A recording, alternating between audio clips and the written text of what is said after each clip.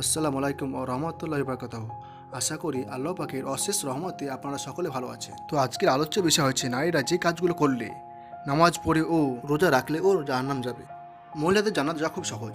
বিশ্বনবী সাল্লাল্লাহু আলাইহি সাল্লাম বলেন, মহিলাদের এই 4টি কাজ করলে কিন্তু জানা যেতে পারবে। প্রথমত হচ্ছে 5 ওয়াক্ত নামাজ, নামাজ ছাড়া কেউ জানা যেতে পারবে না। 2 নম্বর হচ্ছে কিনা রমজান মাসে রোজা পালন করা।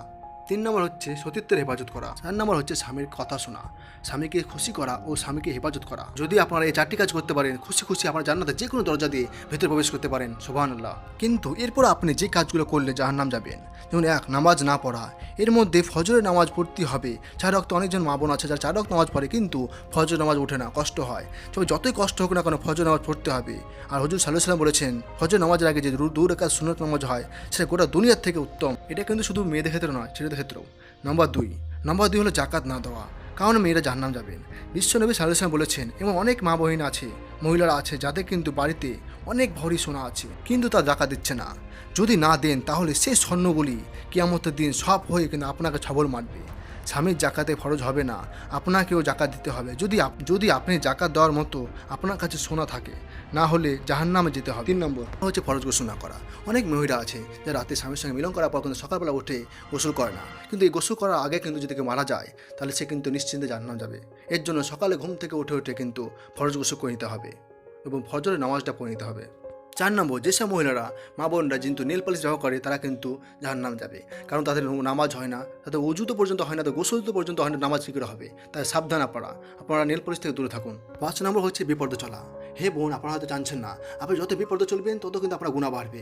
আপনি বিপর্দা চলছে, মুখ খুলে চলছে, চুল খুলে চলছেন, জানেন আপনার যত চুল দেখবে, পুরুষজন যত চুল দেখবে তত আপনার গুনাহ বাড়বে। শুধু তাই না, আপনাকে দেখে যে পুরুষগুলো গুনাহ করছে সেই সমস্ত পুরুষের যত গুনাহ থাকবে সমস্ত গুনাহগুলো কিন্তু আপনার আমলনামায় লেখা হবে। ভবিষ্যতে সেই চুলগুলো আপনার কিয়ামতের দিন সাপ হয়ে কামড় মারবে। বিশ্বনবী সাল্লাল্লাহু আলাইহি ওয়াসাল্লাম বলেছেন, সেই সাপে এতটা বিষ যে এক ফোঁটা যদি আমাদের পৃথিবীতে পড়ে যায়, পৃথিবী পুরো তামাতে পরিণত হবে, জ্বলে যাবে, একটা জীব পর্যন্ত, একটা গাছ পর্যন্ত জন্ম নেবে না। আপনারা ভাবতে পারছেন না কতটা ভয়ঙ্কর? পৃথিবীর সাপ থেকে ভয় করছেন কিন্তু জাহান্নামের সাপ থেকে ভয় করছেন না। আর একটা সাপ থাকবে না, 70 থেকে 80টা সাপ থাকবে। এরপর বিশ্বনবী সাল্লাল্লাহু আলাইহি ওয়াসাল্লাম বলে কৃপণতা।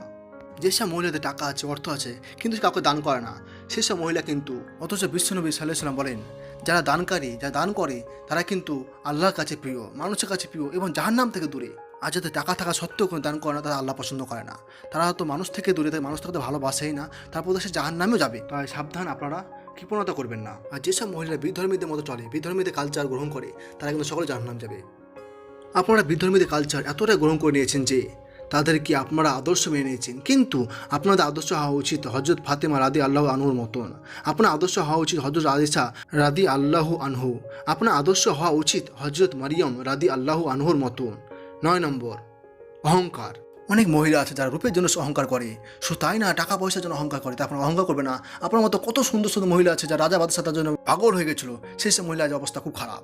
তা আপনারা কোনো দিনও অহংকার করবেন না, রূপের অহংকার করবেন না। বিশ্বনবী সাল্লাল্লাহু আলাইহি ওয়াসাল্লাম বলেছেন, যার মধ্যে কৃত পরিমাণ অহংকার থাকবে সে কিন্তু জান্নাতবাসী হতে পারবে না। আপনাদের কিসে অহংকার? আল্লাহ পাক তো সকলে তৈরি করেছেন, তাহলে আপনি অহংকার করা কি? 10 নম্বর, যেসব মহিলারা স্বামীর অকৃতজ্ঞতা করে, স্বামীর কথা শোনে না, স্বামীর কথা মতো চলে না, তারা কিন্তু জাহান্নাম যাবে। 11 নম্বর হচ্ছে মিথ্যা কথা বলা। মিথ্যা কথা যারা বলবে তাদের অবস্থা খুব খারাপ হবে। যারা মিথ্যাবাদী তাদের কিন্তু জান্নাতের জন্য পথ বন্ধ। আর এরপরে হচ্ছে কি, কাউকে মন্দ নামে ডাকবেন না, যাকে নাম দিয়েছে সেই নামে ডাকবেন, মন্দ নামে ডাকবেন না। এরপরে বলা হচ্ছে গীবত করা। কেউ কিন্তু কারোর নামে গীবত করবে না। যারা গীবত করে তারা কিন্তু শাস্তি হিসাবে, কিন্তু সবচেয়ে তুচ্ছ শাস্তি হিসাবে, কিন্তু সবচেয়ে গুনাহ হিসাবে কিন্তু মৃত্যু মায়ের গোশত খাওয়ার মতো যে গুনাহ, সেই গুনাহের সঙ্গে তুলনা করা হয়েছে। তাই মা বোনেরা সাবধান, কখনো কারো গীবত করবেন না, নামাজ ছাড়বেন না, রোজা ছাড়বেন না, এরপরে পর্দায় চলবেন। যদি আপনি এই কাজগুলো করেন, আর যেসব কাজগুলো করতে বারণ করা সেগুলো যদি না করেন, তাহলে ইনশাল্লাহ আল্লাহ পাক আপনাকে জান্নাত দিয়ে দিবেন। দেহের মধ্যে কোনোদিন ট্যাটু আঁকবেন না, কখনও কিন্তু ভুরু প্লাগ করবেন না, কখনও কিন্তু টিপ দেবেন না, এইসব থেকে দূরে থাকবেন মা বোনরা। তাহলে কিন্তু ইনশাল্লাহ আল্লাহ তাআলা আপনাদের জান্নাত পাঠিয়ে দিবেন। আল্লাহ তাআলা আমাদের সকলকে মাফ করে দিন, গুনাহ কাজ থেকে দূরে রাখা তৌফিক দান করুক এবং আমাদের বেশি বেশি করে শোনার থেকে আমল করা তৌফিক দান করুক, সকলকে জান্নাতবাসী করুক। আমিন।